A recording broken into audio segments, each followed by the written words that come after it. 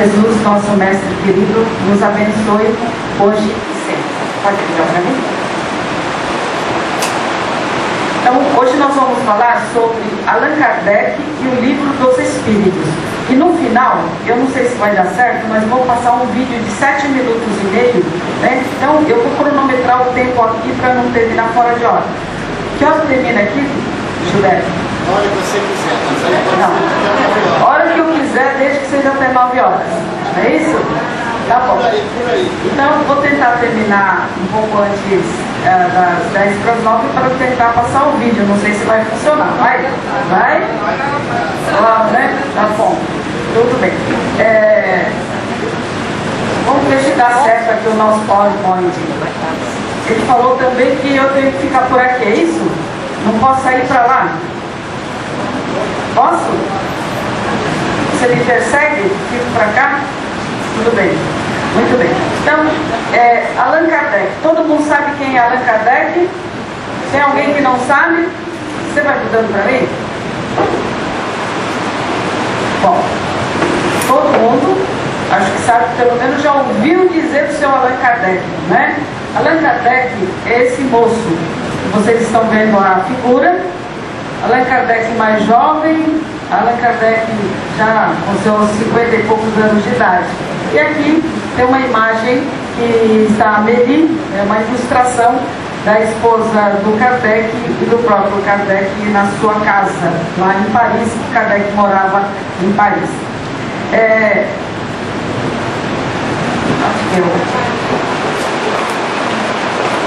Olha, vocês é que sabem, viu? O costume é de vocês, né?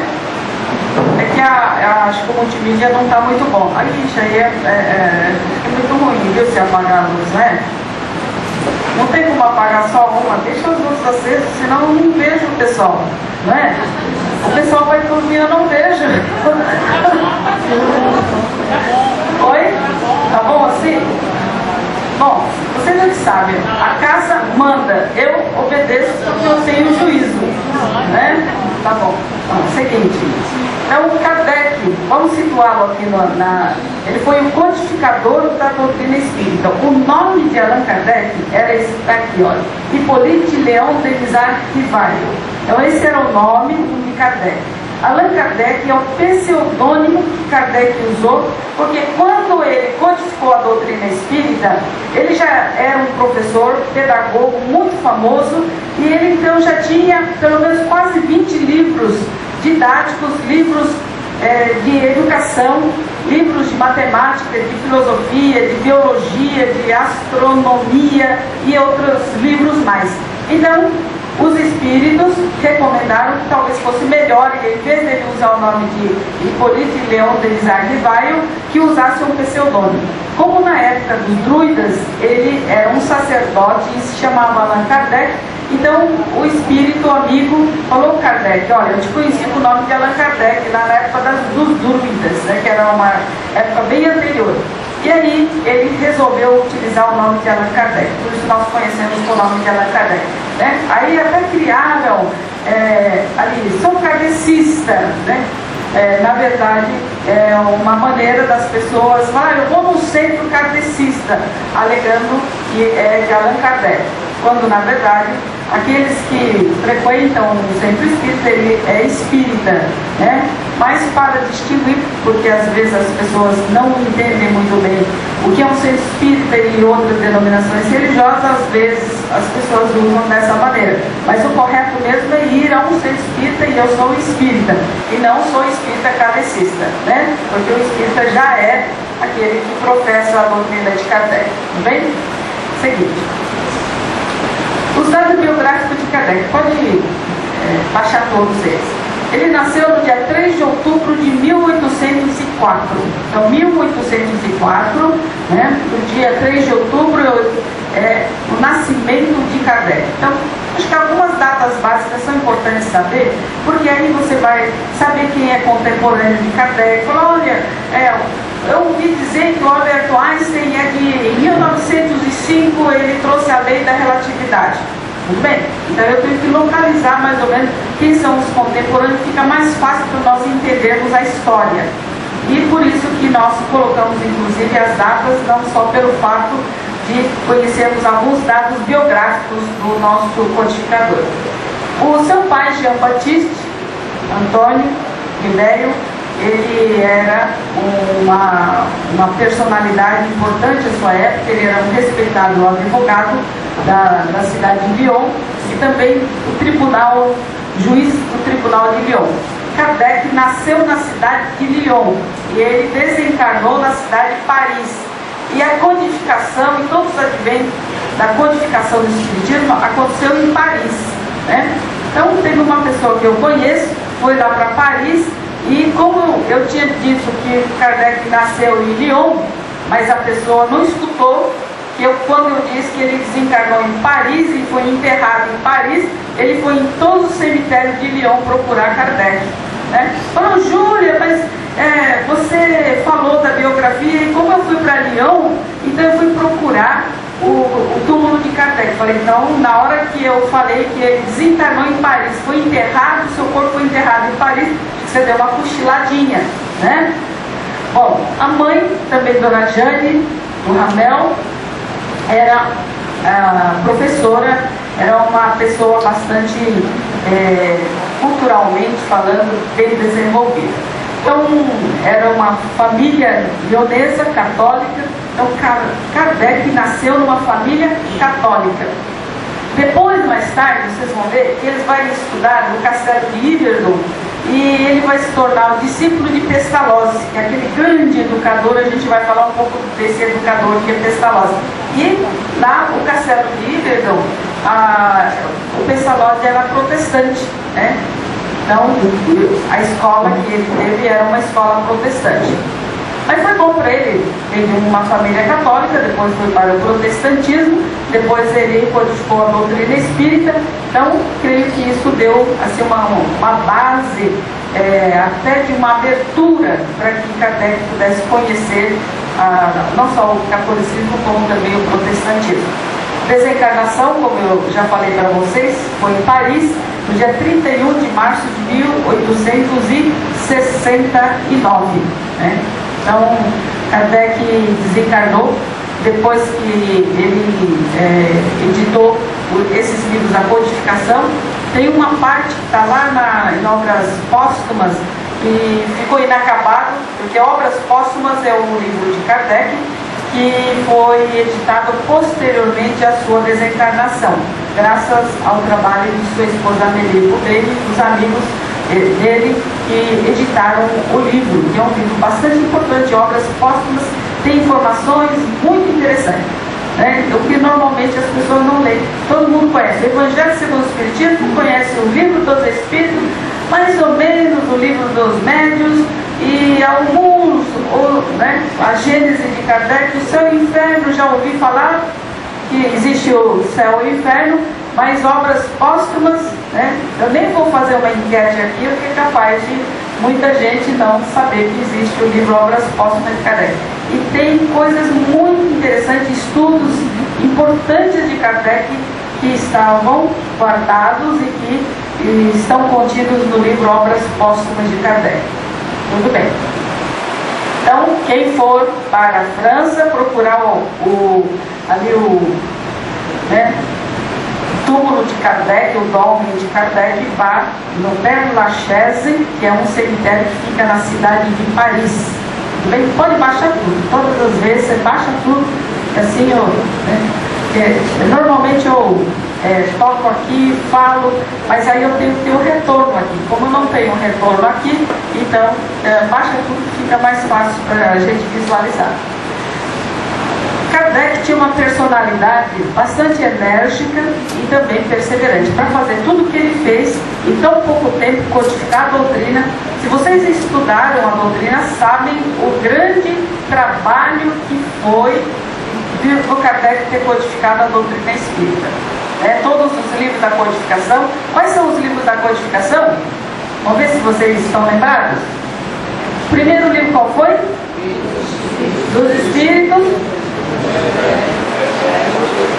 Evangelho segundo o Espiritismo, Livro dos Médiuns, a Gênese, inferno, né? Bom, além desses, nós temos a Obras Póstumas, que é uma obra importante que eu acabei de falar para vocês, e tem a Revista Espírita, que durante 12 anos Kardec editou a Revista Espírita.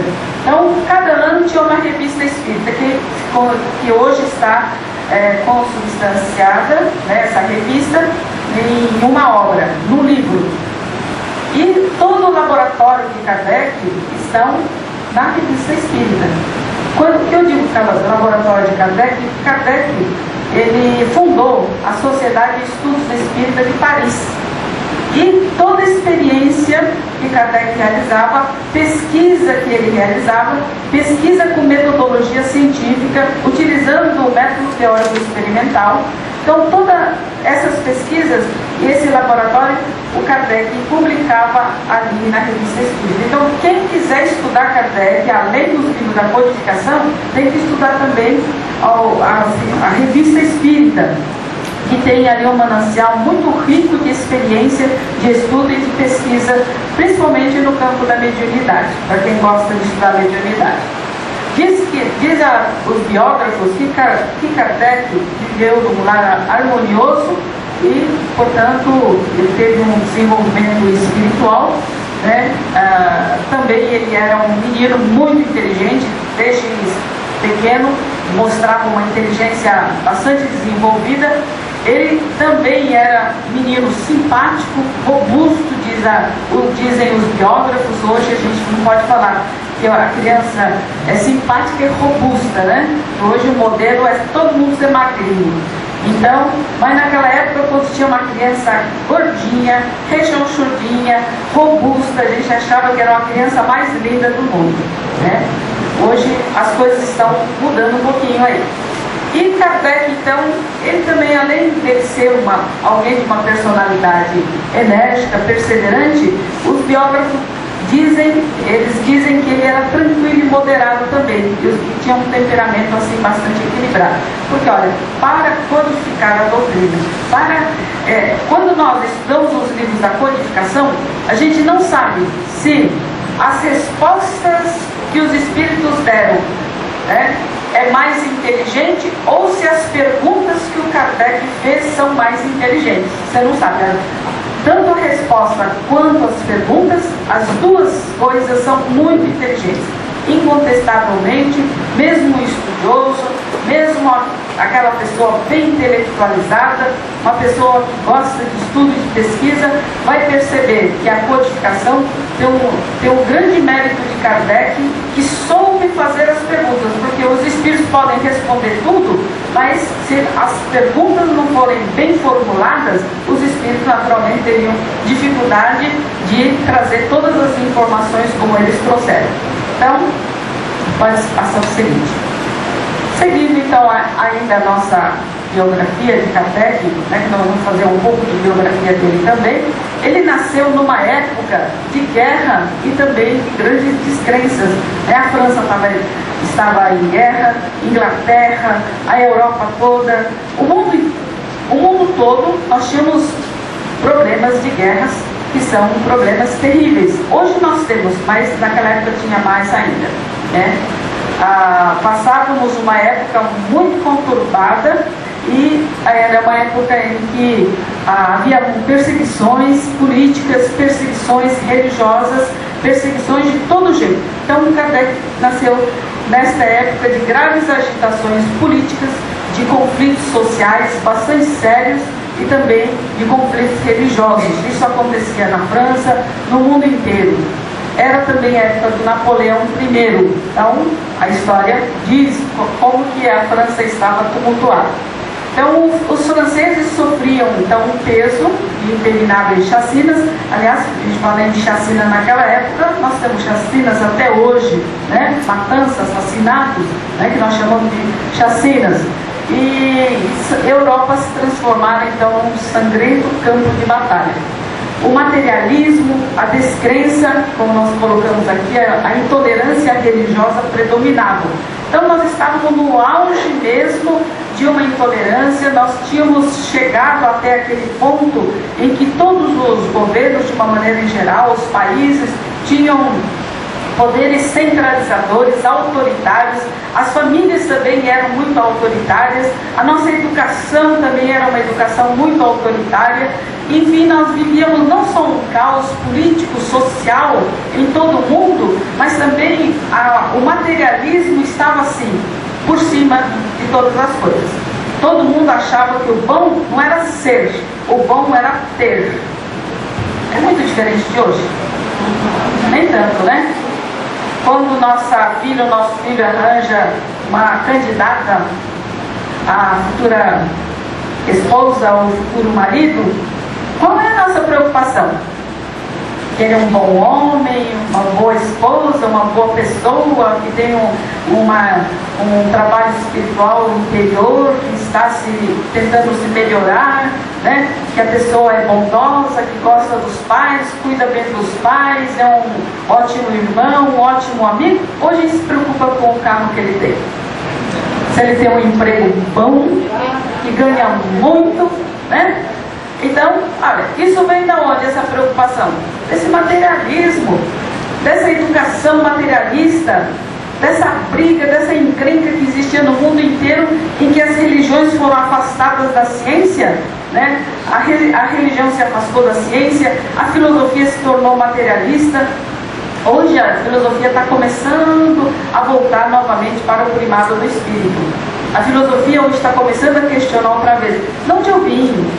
O que eu faço na Terra? Por que eu estou sofrendo? Né? Será que existe alma? Existe Deus? Onde está minha alma? Será que eu evoluo? Será que quando eu desencarnar e for para algum local, será que meu corpo perece e eu pereço com o meu corpo? Ou será que eu sobrevivo? Essas são perguntas de ordem espiritual. Hoje a nossa filosofia está começando a perguntar isso, porque nós perguntamos. Né? A filosofia, o amor, a sabedoria. É a pergunta, é o questionamento que todos nós temos em relação à nossa própria transcendência, de querermos saber para que nós estamos aqui. E naquela época não. A resposta que eles tinham era assim: eu estou aqui porque eu quero ser um vencedor, eu estou aqui porque eu quero ganhar mais do que todo mundo, preciso dar uma condição de vida material da melhor maneira possível. Mas ninguém estava preocupado com a felicidade, com a paz interior. Ninguém estava preocupado em criar o seu filho para ser feliz, mas estava criando o seu filho para ele ser melhor do que os outros, mesmo que ele tivesse que bater no filho dos outros. Né? Então isso era o materialismo que estava assim, existindo em todas as partes. E um homem pode ser feliz desse jeito? Não pode. Quando o materialismo cresce, para que veio o Espiritismo? Veio combater o materialismo.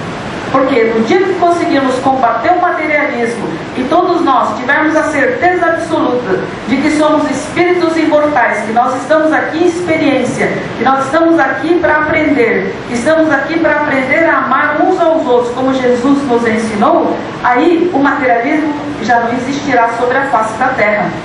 Aí nós não vamos ficar preocupados com a marca do carro que o nosso futuro genro arranjou, que o nosso futuro genro vai ter ou deixa de ter. Nós vamos nos preocupar com os valores morais, com a ética, com a cidadania. Nós vamos nos preocupar com a bondade, com os sentimentos, com as coisas boas interiores das pessoas, né? Muito bem. Aí, a religião predominante, olha, escolhera César em detrimento de Deus. Havia muito desconforto no mundo inteiro. Isso não era só na França, mas a França vivia este momento. Estava na hora do plano espiritual dar um jeito na coisa, porque o mundo estava materialista demais. É claro que não era só naquela época. Milênios atrás tivemos problema, continuamos tendo problema. Naquela época estávamos com problema. Hoje nós continuamos com esse problema do materialismo excessivo, né? Do materialismo exacerbado, do orgulho, da vaidade, do orgulho. Todos esses sentimentos negativos ainda bastante fortes entre nós. Porém, naquela época, só que o homem já estava dizendo: chega que isto não está nos fazendo felizes, né? E foi nessa época então que o plano espiritual falou: não, vamos fazer desabar sobre o planeta Terra, sobre todo o mundo, uma quantidade enorme de espíritos que vieram em nome de Jesus, em nome do Senhor, para sacudir o sentido das pessoas, para dizer, olha que nós estamos aqui. Então, as cadeiras andavam, levitavam. Imagina a mesa começar a levantar, essa mesa de madeira pesada aqui, de repente começar a levitar aqui, né? Caminhar para o lado ali do nosso Gilberto ou Gilson? Gilberto, né? Aliás, eu nunca sei, né? O Gilberto diz que ele é o mais simpático, mas eu não sei, os dois são sorridentes, não é verdade? Então, difícil saber. Mas exatamente nessa época em que o plano espiritual começou a invadir o planeta Terra em todas as partes do mundo com os fenômenos de efeitos físicos. E aí as mesas levitavam, né? As pessoas viam espíritos materializados, as pessoas viam que em determinadas sessões mediúnicas apareciam médios de efeitos físicos, e aí as cadeiras, tinha pessoas que levitavam, entravam, saíam por uma janela e entravam por outra janela, voando, como se eles fossem um super-homem. Já pensou? Se de repente alguém começar a levitar aqui, sair por uma janela, entrar por outra janela, que susto! Será que sobrava alguém nessa sala? Todo mundo ia sair correndo, porque ficariam assustados. Bom, esses fenômenos todos estavam acontecendo. E Kardec, então, ouviu tudo aquilo, mas ainda ele não entrou para analisar nem para pesquisar. Mas vamos continuar falando mais um pouquinho dessa fase negra que a humanidade estava passando. Nessa época surgiam filósofos, que eram também escritores, cientistas, artistas. Todos eles achavam bonito negar a existência de Deus. Eles tinham matado Deus, né? Então, por isso também que o materialismo havia crescido muito e as pessoas achavam que o dinheiro, a riqueza, a beleza eram os verdadeiros poderes e que tudo, aquele que tivesse dinheiro e riqueza poderia comprar tudo e que a felicidade também poderia ser adquirida com isso. Ledo engano, na verdade, todo mundo aprendeu as duras penas que com todo o dinheiro do mundo você não tem a felicidade completa. Quantas pessoas super ricas, pessoas que têm um poder econômico, financeiro muito grande, então cheio de infelicidades aí. E tem gente que mora numa casebrazinha simples, humilde, né, que mal tem o que comer e é muito mais feliz do que. Então o dinheiro não traz realmente felicidade, mas é o nosso estado de alma. Aí veio o positivismo Augusto Comte também, nesta época, que preconizava o absurdo da negação de Deus também. O catolicismo extravagantemente, né, proclamava aqui a questão da infalibilidade do Papa. Tem alguém infalível nesse mundo? Será que o Papa é infalível? Será que o presidente de um centro espírita, o presidente da Federação Espírita Brasileira, o chefe da sinagoga, alguém é infalível nesse mundo? Não, né? Nem o Chico Xavier. Todos nós ainda somos muito falíveis. E aí nós começamos a imputar a infalibilidade papal. Foi nessa época então que o céu começa a deixar cair a revelação abençoada dos túmulos, que começaria a germinar gradativamente nos canteiros da razão e do sentimento do homem contemporâneo, promovendo a essencial revolução íntima e silenciosa. O Espiritismo a gente vai aprender e apreender o Espiritismo individualmente. Eu não posso pegar um aprendizado e ter a experiência por ela. Ela tem que experienciar. É como o Evangelho de Jesus. Eu posso falar do Evangelho de Jesus. Eu posso, de cor e salteadamente, falar de todos os ensinos de Jesus. Mas eu não posso viver isso pelas pessoas. Eu tenho que viver por mim mesma, né? Então o Espiritismo também é dessa maneira. Então, devagarzinho, aí nós vimos ali culminar no alvorecer da religião interior. Por que religião interior? Porque é uma vivência da espiritualidade de nós para conosco mesmos, né? O Espiritismo vem nos ensinar o quê? A cada um segundo suas obras, que é o ensinamento de Jesus. Então, se eu faço 1000 coisas erradas, adianta eu chegar aqui no centro espírita e pedir para o nosso presidente dar um jeitinho lá na espiritualidade e dar um jeitinho nos meus erros? Não, eu tenho que me corrigir, eu tenho que fazer a minha reforma íntima, eu tenho que correr atrás do prejuízo daquilo que eu causei, né? Então agora já é a era da responsabilidade. Todos nós seremos responsáveis por aquilo que nós fizermos de errado ou que deixarmos fazer o certo, né? O nosso Kardec, então, estava ali aos 12 anos de idade e ele concluiu seus estudos em Lyon, e aí os seus pais dizem assim: bom, agora precisamos levar o Kardec, que não era Kardec. Como é que era o nome do Kardec antes de ser Kardec? O Hippolyte, né?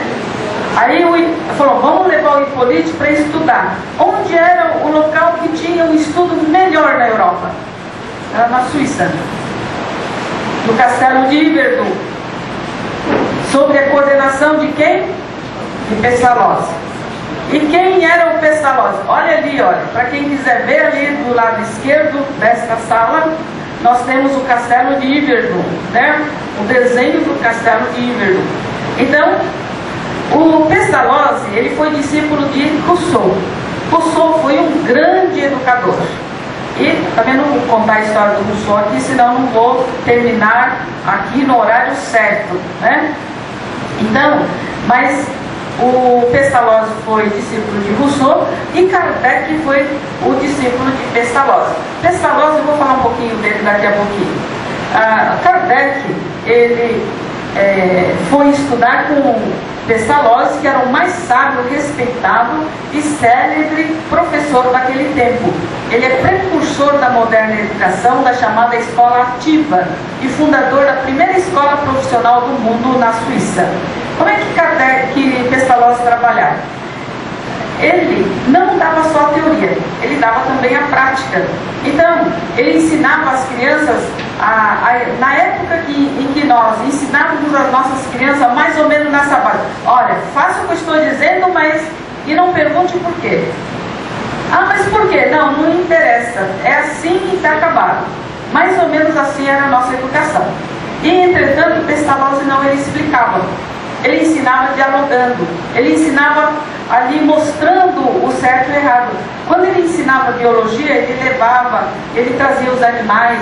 Quando ele ensinava sobre vegetação, plantação, semeadura, germinação de plantas, como é que a planta crescia, ele levava as crianças lá para o jardim, fazia cada criança plantar uma semente, ajudar essa semente a desenvolver, dar água, enfim. Então, o Pestalozzi tinha essa metodologia de ensino, de fazer com que as crianças vivenciassem aquilo que estavam aprendendo, né? Porque muitas vezes nós não aprendemos nossa tabuada assim. Se nós não aprendêssemos a tabuada, levávamos uma tabuada na cabeça, não era verdade? A senhora não é desse tempo? Eu sou desse tempo. A senhora também é desse tempo, não era? Que a professora obrigava a gente a decorar e a gente não sabia por quê. 2 vezes 2, 4, 2 vezes 2, era assim. 5 vezes 6, 30. Por quê? Porque a gente não sabia, tinha que decorar. Era decoreba. Todos os verbos, tudo que nós aprendíamos era na parte do decoreba. Não. E Pestalozzi já explicava, ele dialogava, ele mostrava, ele colocava lá e dizia: olha, 2 vezes 2 são 4, porque aqui tem 2 coisas, colocava 2 palitinhos, e aí ele multiplicava, falou: olha, vamos multiplicar por 1, vamos multiplicar. Então, isso que hoje nós utilizamos na nossa moderna metodologia de ensino, ele já fazia isso naquela época, uma época tão distante. Bom, não precisa dizer que o Kardec teve uma educação super esmerada.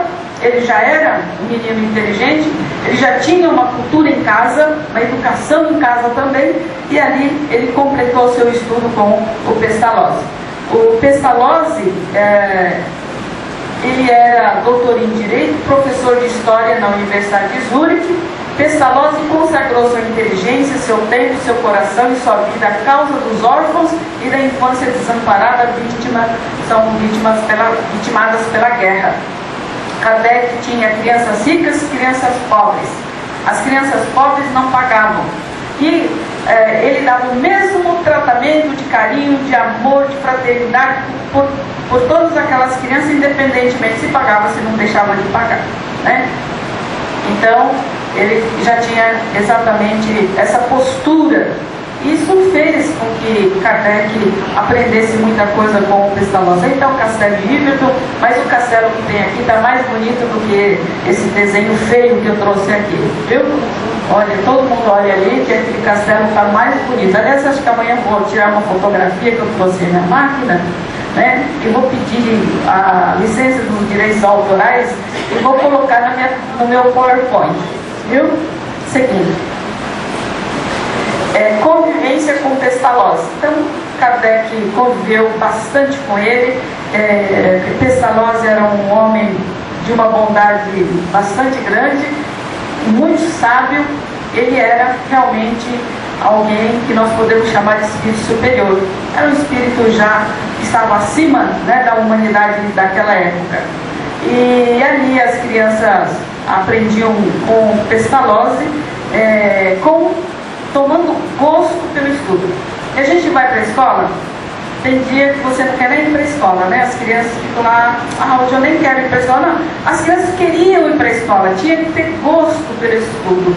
Então isso que nós também, como pais, como educadores, nós também como titias, vizinhas, etc. e tal, nós temos que incutir nas nossas crianças o gosto pelo estudo. E quando eles vão para a escola gostando, eles aprendem muito mais. Mas se eles forem na escola na marra, porque nós obrigamos, mas eles não gostam, então eles não aprendem tanto assim, né? Pode passar. Quero apenas acrescentar que o professor Rivaio falava, porque ainda ele não era o seu Allan Kardec, né? Ele falava corretamente o inglês, alemão, holandês, espanhol, italiano, era grande conhecedor do grego e do latim. Só isso, viu, gente? Ele não falava português, né, gente? Tá vendo? Também, ó, o idioma português, ninguém sabia nada. O Brasil ainda estava, né, bem incipiente. Aliás, no Brasil, nós estudávamos, até pouco tempo atrás, nós estudávamos o latim, estudávamos o francês. Eu estudei latim e francês na minha escola. Só não pergunte quantos anos eu tenho, claro, né? Mas eu estudei francês, gente, era a segunda língua do mundo. Primeiro era o idioma pátrio, e o segundo idioma, o mundo inteiro tinha que estudar francês. Eu fiquei muito admirada, que um tempo atrás eu fui para o Japão dar um curso de espiritismo lá, e eu vi muitas palavras francesas adaptadas para o japonês, porque o japonês é um idioma muito pobre de vocabulário. Não tem tantos vocabulários para designar as coisas como nós temos no idioma português. Então, eles utilizaram um pouco do francês, um pouco do inglês e bastante coisa do francês, por exemplo. Por quê? O francês era o idioma utilizado em toda parte. Naquela época não tinha Esperanto, né? Hoje o pessoal está se esforçando para que o Esperanto seja o idioma internacional. Vamos ver se cola, né? E parece que o Esperanto é um idioma fácil de se aprender. Quem sabe a gente poderia nos motivarmos e ensinarmos às nossas crianças um pouco de Esperanto também. Porque se você for para a China, aprender chinês é muito difícil, mas aprender Esperanto é mais fácil. Muita gente lá fala Esperanto, vocês sabiam?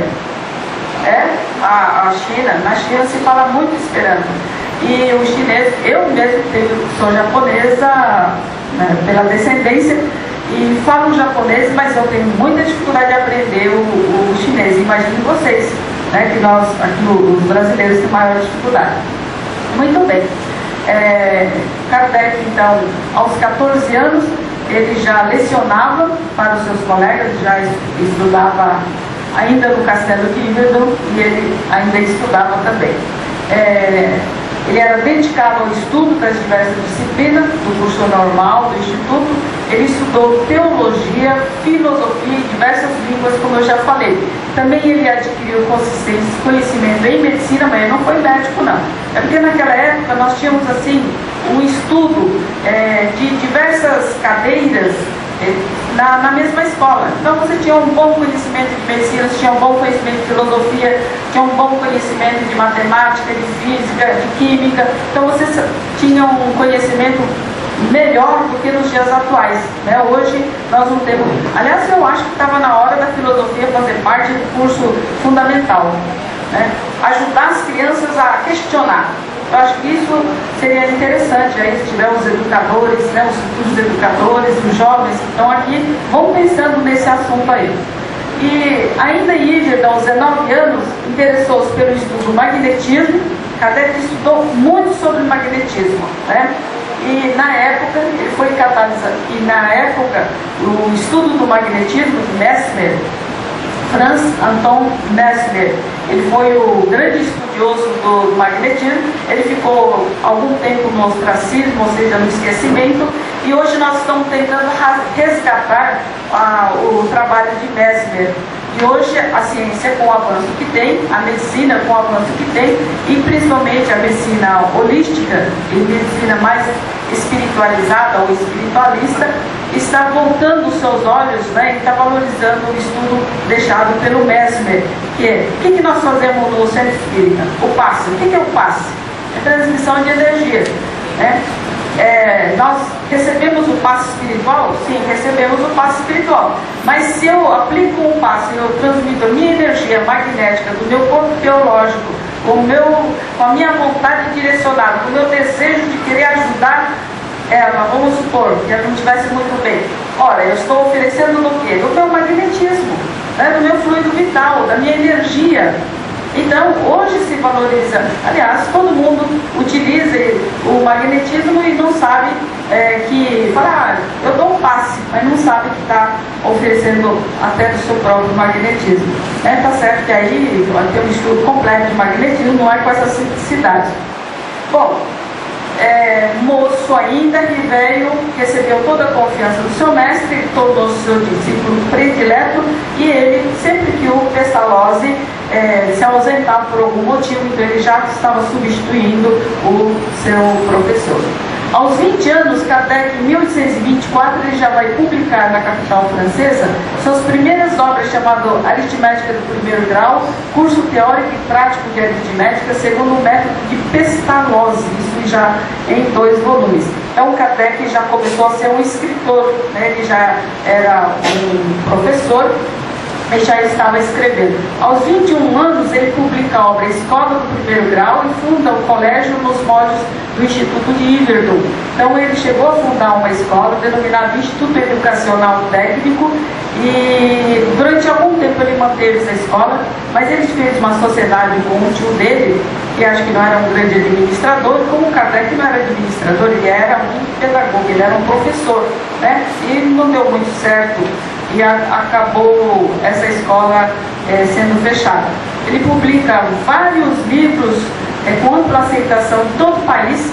É que tem gente que vai lá e fala, mas lá na França ninguém conhece Allan Kardec. Bom, mas provavelmente se falou, olha, será que você conhece o professor Hippolyte Léon Denisard Rivail? Deve conhecer, né? Deve fazer parte da história da educação da França. Agora, se você vai lá e procura Allan Kardec, provavelmente ele não é conhecido como educador, né? Então, ele publica também obras sobre matemática, sobre língua francesa, sobre física, fisiologia, astronomia, e muitas das suas obras foram adotadas pela Universidade da França. Então, ele era alguém de bastante projeção nessa época, já bastante jovem. Mas ainda ele não tinha entrado para o Espiritismo, ele não tinha codificado os livros da codificação. Isso ele só vai fazer quando ele já estava com uma certa idade, né? Eu coloquei aqui alguns livros, mas eu não vou declinar todos os livros, não vou ler para vocês, mas tem uns 19 livros escritos por Kardec. Vou apenas citar aqui, olha, que é Manual de Exame para Certificado de Capacidade, alguma coisa assim, Programa de Curso Ordinário de Química, Física, Astronomia, Fisiologia, etc. Então, eram os livros de Kardec enquanto professor. E também, aqui, vamos falar um pouquinho da Dona Amélie Gabrielle Boudet, que era esposa do seu Kardec. Afinal de contas, atrás de um grande homem, sempre tem uma grande mulher do seu lado, não é verdade? Do lado, porque esse negócio falou assim, atrás de um grande homem sempre tem uma mulher. Não, vamos botar aqui, vírgula, do lado, né? Muito bem, mas a Amélie foi uma grande, não só grande companheira, como também aquela que deu continuidade ao trabalho de Kardec. Tá? Ela tinha aos 27 anos de idade, no dia 6 de fevereiro de 1832, então casa-se com a distinta professora, a senhorita Amélie Gabrielle Boudet. Kardec tinha 27 anos e a nossa Amélie Boudet tinha 9 anos a mais. Imagina o escândalo naquela época, né? Hoje, ninguém liga se uma mulher tem 20 anos e casa com um de 40, mas naquela época não devia ser tão corriqueiro assim. Mas dizem que a dona Amélie Boudet era uma jovem pequenininha e nem demonstrava a idade que ela tinha. Eles foram muito felizes, verdadeiramente unidos na alegria e na dor dos grandes testemunhos. Kardec passou por testemunhos também, apesar de ser um espírito elevado, um espírito que nós acreditamos, ele era e é aquele que Jesus contou com ele na edificação da terceira revelação do Espiritismo sobre a face da terra, mas mesmo assim ele teve esse testemunho. Ele foi acusado, por exemplo, dele estar usando o dinheiro dos livros da codificação em benefício próprio, etc., quando na verdade ele bancava tudo. Ele não podia dar os livros de graça, porque senão ele não podia editar outros, não é verdade? São como as nossas editoras, que são espíritas e que têm as suas tarefas, então ele precisa de vender o livro para poder ter o dinheiro para investir em outros livros para que a divulgação da doutrina seja realizada. E assim Kardec fazia também. E ele foi acusado de um montão de coisas aí, ele teve seus testemunhos. O amor de ambos transcendeu os estreitos limites do casamento comum, estendendo-se à humanidade no esforço pela divulgação de uma imprescindível revelação do alto concebida à Terra. A Amélie foi o braço forte de Kardec mesmo, que ajudou bastante na divulgação, né? Eles passaram por maus bocados também. Vocês lembram daquela época em que os livros de Kardec, após editar o livro dos Espíritos, ele mandou para a França, para uma grande livraria lá, França não, perdão, na Espanha, e aí o clero lá da Espanha, de Madrid, mandou queimar os livros dele, a queima dos livros de Kardec lá também. Aqui deve ter sido um prejuízo e tanto, né? Porque ele já não tinha muitas condições financeiras. Muito bem. Quando o Ribeiro tinha 50 anos de idade, é que ele ouviu falar das mesas girantes. Então, aí nós retornamos àquela nossa fala inicial, que nós falamos que houve uma invasão de espíritos vindo sobre a face da terra para sacudir o sentido das pessoas, para dizer, olha, nós vivemos, continuamos vivos, estamos aqui, e eles invadiram no sentido, não literalmente falando, mas através dos fenômenos da mediunidade e efeitos físicos, sobretudo, fazendo com que as pessoas pudessem perceber a existência deles, né? Então, e Kardec ouviu falar sobre isso, mas no início ele falou, deve ser uma brincadeirinha sem muita importância, e ele não foi.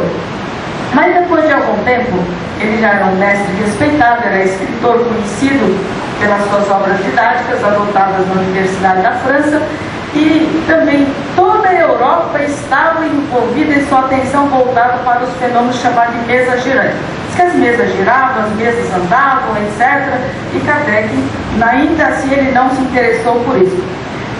Mas as pessoas de todos os níveis culturais e também sociais, indiferentemente de suas convicções religiosas, começaram a participar dessas sessões.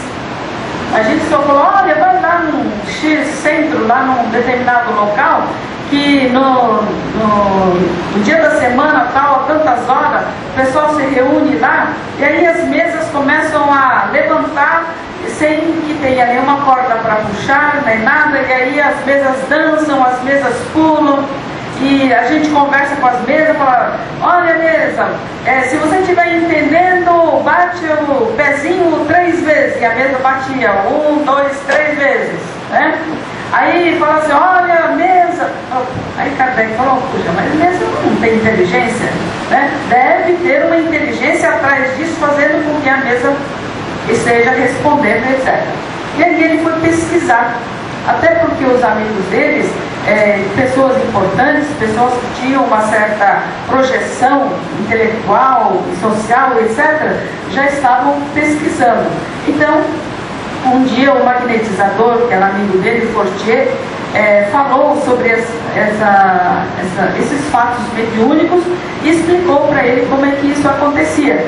E outro amigo da juventude dele, que era um corso de nome Carlotti, também chamou a atenção sobre os tais acontecimentos que para eles eram acontecimentos inexplicáveis.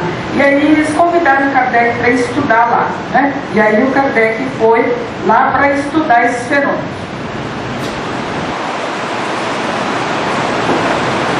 Kardec diz mais tarde: entrevi naquelas aparentes futilidades, no passatempo que faziam daqueles fenômenos, qualquer coisa de sério como a revelação de uma nova lei, que tomei a mim mesmo investigar a fundo. E aí ele foi fazer as investigações. No vídeo que eu vou mostrar para vocês, vocês vão ver o Kardec participando dessas reuniões. Espero que dê certo, viu? Pode passar para frente. Bom, as obras espíritas de Kardec estão aí, né? O Livro dos Espíritos, vocês já falaram, 1857. O Livro dos Médiuns, que veio depois, em 1861. O Evangelho segundo o Espiritismo foi lançado em 1864. O Céu e o Inferno, ou a Justiça Divina segundo o Espiritismo, em 1865, foi o ano do lançamento. E a Gênese, os Milagres das Predições segundo o Espiritismo, em 1868. Esses são os livros da codificação. Mas além desses livros da codificação, nós temos outros livros que o Kardec escreveu. O que é o Espiritismo? É um livro que, aliás, eu acho que todo mundo deveria conhecer. É um livro interessantíssimo para nós estudarmos o que é o Espiritismo, em 1859. Também o livro O Espiritismo e Sua Expressão Mais Simples, A Viagem Espírita, de 1862.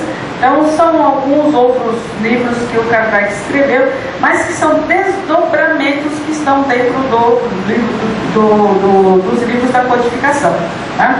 Então, você vai encontrar A Viagem Espírita de 1862, está com o título de Projeto 1860. Não, esse aí é outro. A Viagem Espírita é um livro à parte que nós temos, mas está dentro da Revista Espírita sobre esse assunto. Obras póstumas em 1890, depois da desencarnação de Kardec. E a Revista Espírita, então, está aqui o nosso convite para que todo mundo, pelo menos, folheie lá o livro da Revista Espírita, que é muito importante para nós conhecermos o laboratório de pesquisa do Kardec, né? Então, o livro dos Espíritos, esse pode estar bem cor-de-rosinha, né? Minha transparência não é dessa cor, não, viu? Nossa transparência não está todo cor-de-rosa. Mas cor-de-rosa é uma cor boa também, né? Bom, o Livro dos Espíritos é um código para uma nova fase da evolução humana. Nós colocamos aí o seguinte: o Livro dos Espíritos causou na França, na época, uma grande repercussão. Homens de ciência e artes como o astrônomo Camille Flammarion, o grande poeta Victor Hugo, os escritores Balzac, o Gautier, o pensador Leon Denis, além de inúmeros outros filósofos e literatos, sentiram-se atraídos para a leitura do Livro dos Espíritos. E aí o livro, tanto que, olha, aqui no Brasil, nós recebemos o Livro dos Espíritos ainda na versão francesa, o livro trazido pelo nosso Olímpio Teles de Menezes, que era um jornalista que morava em Salvador, na Bahia, e aí ele foi lá para a França, porque todo mundo ia para a França. A França era um país onde as pessoas iam lá para conhecer a arte, a cultura, era o berço da cultura e da arte. Então, o mundo inteiro ia até a França. Era chique ir para a França. Então, as pessoas, mais ou menos bem, financeiramente falando, economicamente falando, ia lá passear e voltava contando aquelas coisas maravilhosas da França, das belezas, das luzes, do teatro, né, dos shows, etc, etc. E também o Olímpio Teles de Menezes trouxe o Livro dos Espíritos, e a partir desse livro ele fundou a primeira sociedade de estudos espíritas aqui no Brasil, e hoje nós temos aqui mais de 12, 13 mil centros espíritas em todo o Brasil, que é pouco, hein? É muito pouco. Vocês não acham que 12, 13 mil centros espíritas no Brasil é muito pouco? É sim. Devíamos ter muito mais. Eu falei esse número já faz pelo menos uns 6, 7 anos. Eu já gostaria de falar assim, olha, agora nós estamos com 20 mil centros espíritas, né? Continuamos falando que nós temos 12, 13 mil centros espíritas aqui do Brasil. Bom, seguinte então. Então, pode passar. Vamos passar, e senão não vai dar sobrar tempo do nosso vídeo. E o nosso Gilberto disse que eu posso terminar a hora que quiser, desde que seja às 9 horas. Então, olha, o Herculano Pires, com respeito ao livro dos Espíritos, ele diz o seguinte: o livro começa pela metafísica, passando em seguida a cosmologia, a psicologia, aos problemas propriamente espíritas da origem e natureza do espírito e de suas ligações com o corpo, bem como aos de vida após a morte, para chegar com as leis morais, a sociologia e ética, e concluir o livro 4 do Livro dos Espíritos com as considerações de ordem teológica sobre as penas e gozos futuros e a intervenção de Deus na vida humana. Vocês sabem que o Livro dos Espíritos, o primeiro livro da codificação, foi lançado em 1857, ele é composto de 4 partes, ou de 4 livros. Né? O primeiro livro, então, fala sobre Deus, sobre os Espíritos. O segundo livro, então, fala sobre a parte da intervenção dos Espíritos no mundo corporal, no mundo material. Fala também da parte de mediunidade. No terceiro livro, no terceiro capítulo, não é capítulo, é livro que nós chamamos de livro, então nós vamos encontrar as leis morais, né? São as 10 leis morais, e o último livro das esperanças e consolações. E cada parte desses livros foram desdobrados em outros livros. Então nós vamos encontrar, por exemplo, o livro primeiro na Gênese de Allan Kardec, a parte segundo, o livro segundo, nós vamos encontrar grande parte no livro dos médiuns, desdobramento está no livro dos médiuns. A terceira parte está no Evangelho segundo o Espiritismo, que são as leis morais, e a última parte das esperanças e consolações vocês vão encontrar estudando o Céu e o Inferno de Allan Kardec, né? Então, todos os outros livros são desdobramentos para melhor compreender o que? O Livro dos Espíritos, né? Muito bem, acho que isso que nós chegamos até o final, essa é a bibliografia básica que nós utilizamos para esse nosso trabalho.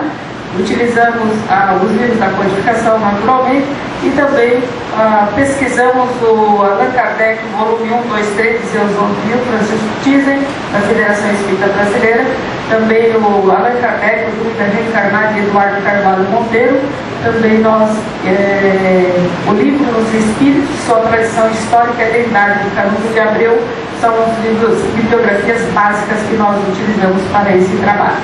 Tá bom? Bom, então, enquanto eu vou conversando um pouquinho com eles, você tenta colocar o vídeo aí para mim, por favor. É um livro de Kardec que fala sobre o seguinte. Ele vai mostrar nesse vídeo, um vídeo de 7 minutos. 7 minutos e meio. Né? Vamos ser mais exatos, senão... Falou, não, era 7 minutos e meio. Isso daí. Ele vai mostrar como que Kardec se envolveu na pesquisa das mesas girantes, da participação dele nesse processo de pesquisa para saber o que era que estava acontecendo com as mesas que andavam e etc., até ele chegar, e quando os espíritos conversam com ele, diz: olha, Kardec, agora você veio e nós vamos te contar. Você tem uma tarefa espiritual, tem uma missão a cumprir aqui na Terra, e você está convidado a trabalhar com o advento do Espiritismo sobre a face da Terra. E ele recebe todas as orientações. E quando ele recebe essas orientações, ele começa a receber através dos médiuns, né, aquelas duas médiuns, uma que era a Julie e a outra...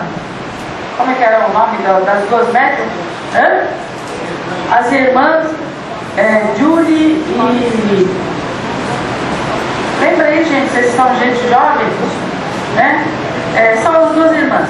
E elas eram médios de efeitos físicos. Então, uma parte do Livro dos Espíritos vieram através da cesta de bico, ou seja, eles colocavam uma canetinha, pendurada, não era nem caneta, era um lápis amarrado na ponta de uma cesta, e elas apenas de longe colocavam as suas energias ectoplásmicas, ectoplasma, energia era de médio de efeitos físicos, e ali assistia, escrevia, e dando as respostas às perguntas de Kardec, sem interferência da mediunidade das meninas, no sentido de mediunidade inteligente. Não passava, né, não era uma mediunidade com psicofonia ou pela psicografia, em que você recebe, aí você decodifica, depois você transmite aquela mensagem pela psicografia ou pela psicofonia, mas sempre o médium coloca as suas palavras, ele veste com as suas possibilidades, com o seu conhecimento, né?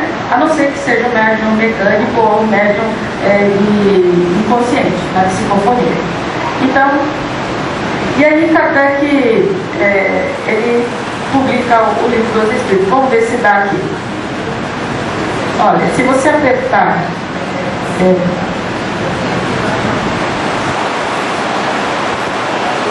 aqui, ó, no cantinho aqui, ó, do lado direito aqui, isso, aí, por aí, é um desses três, eu não estou enxergando direito, mas isso. Agora vamos ver. E o som? Cadê o som do nosso vídeo?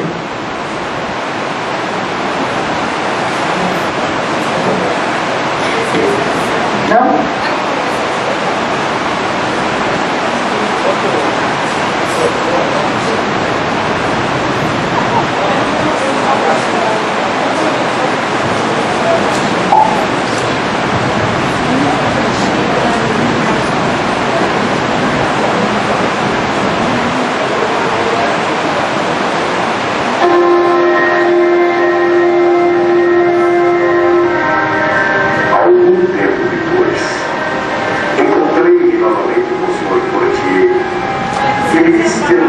Muito mais extraordinário. A mesa não só se movia, como também falava. Interrogada, ela respondia através de sinais.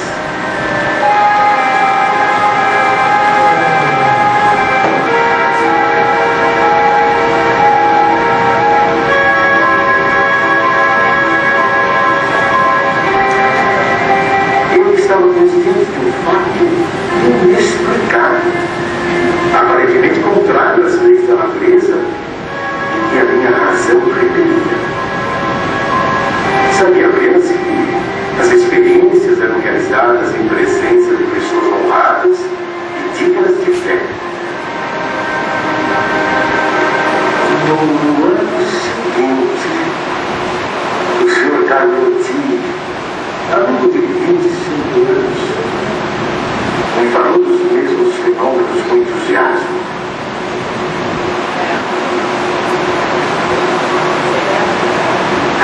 Foi o primeiro a me mencionar a intervenção dos espíritos, as coisas surpreendentes, e longe de me convencer, me aumentou as dúvidas.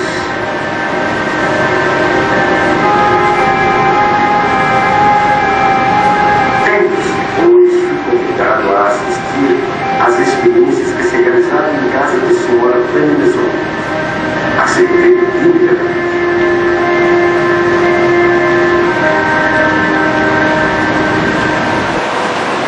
Foi aí que, pela primeira vez, presenciei o fenômeno das mesas que giravam, saltavam e morriam.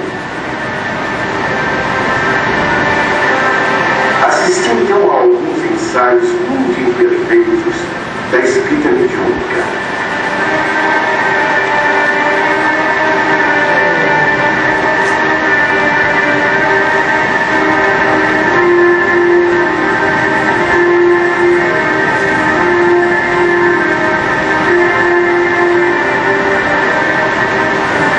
Sem dúvida, havia um fato que necessariamente decorria de uma causa.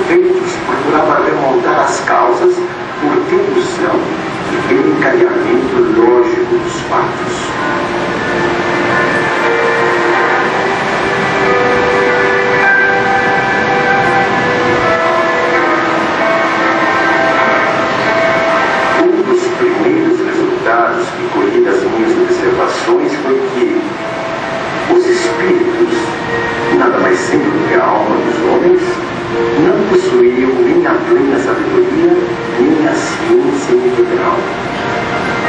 O saber que dispunham se limitava ao grau que haviam alcançado de adiantamento. A opinião deles só tinha o valor de uma opinião pessoal.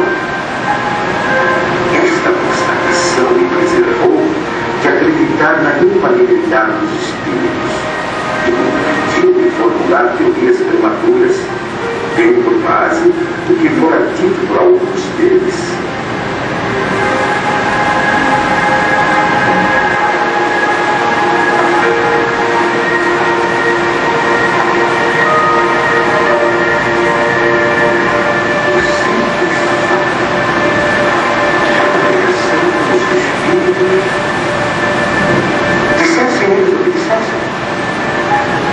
Provaria a existência do mundo invisível deles, já que o ponto essencial, o imenso campo aberto às nossas explorações. O segundo ponto, e o menos importante, é que aquela comunicação permitia que se conhecesse o estado desse mundo, seus costumes. Se assim podemos nos exprimir. No ano seguinte, em 1856, passei a frequentar também as reuniões espíritas que se celebravam em casa do Sr. Augustano. Eram sérias essas reuniões, que se realizavam com ordem. As perguntas fúteis haviam perdido todo atrativo para a maioria das pessoas. E eu vivendo a resolução dos problemas que me interessavam, do ponto de vista da filosofia, da psicologia e da natureza do mundo invisível. Levava para cada sessão uma série de questões preparadas e metodicamente dispostas. Pouco a pouco, as sessões iam assumindo caráter muito diverso. Entre os assistentes contavam-se físicos, matemáticos, estudiosos e cientistas das mais diferentes áreas do conhecimento humano, todos formulando perguntas, aprofundando temas e questões.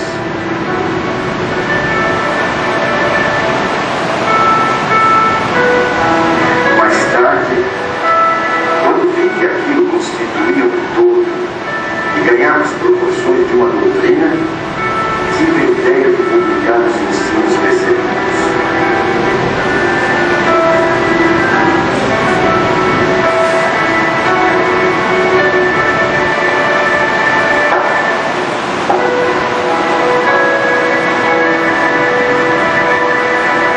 O meu trabalho, grande parte, já estava concluído e tinha as proporções de um livro.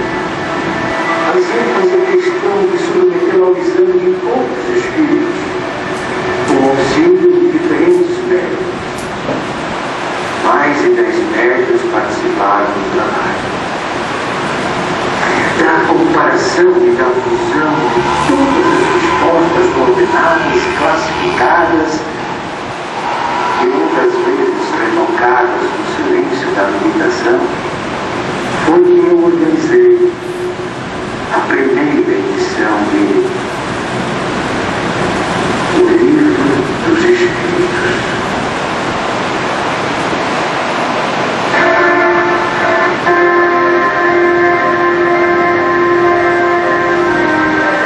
Algum tempo depois,